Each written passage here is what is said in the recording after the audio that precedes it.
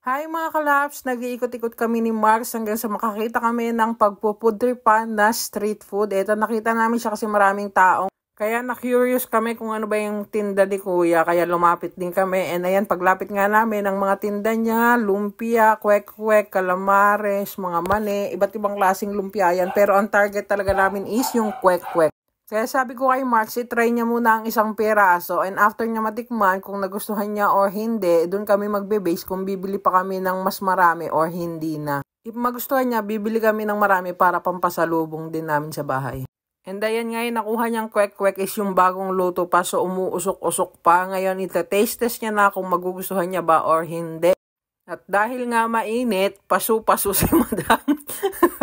Hindi muna kasi hinipan bago isubo. Basta lang makasubo. And may patango-tango pa, so mukhang nagustuhan niya. So tinanong ko siya kung nagustuhan niya ba or hindi. And ayan, nag-posing pa nga sa camera, hindi ata naintindihan yung tanong ko. Ayan, sinasabi niya, nagustuhan niya kasi manipis lang daw yung naka-coat na kulay orange. So, ramdam na ramdam mo talaga yung mga egg, hindi yung wrapper. Kaya gusto niya, bumili pa kami ng marami para rin may pangkain siya pag uwi and pampasalubong rin kala Manel. And ito na nga, magte-take out na nga tayo para makauwi na rin tayo agad. And ayan na nga, ginagawa na nga ni ate yung take out natin. Kwek-kwek lang yung binili namin kasi yun lang naman yung gusto ni Mark.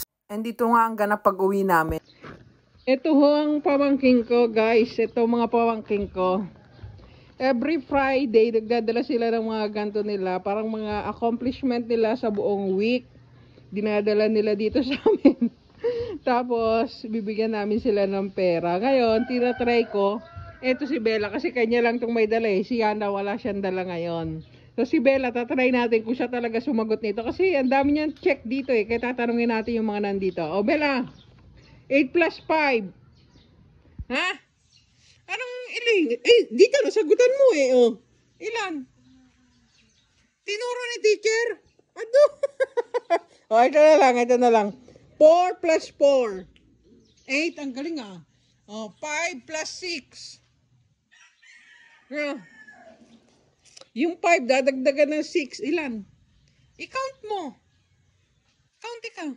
5, 6, 7, 8, 9, 10, 11. 11. Oh, ito, last na. Kailangan masagot mo to. 8 plus 5. Ha? 8. Dadagdagan ng 5. Oh, bilang ka. Sino? 8. Ano sunod sa 8? Ha? Dadagdagan parang 5 yung 8. Ha? Joke lang pala to. It's a prank pala. It's a prank.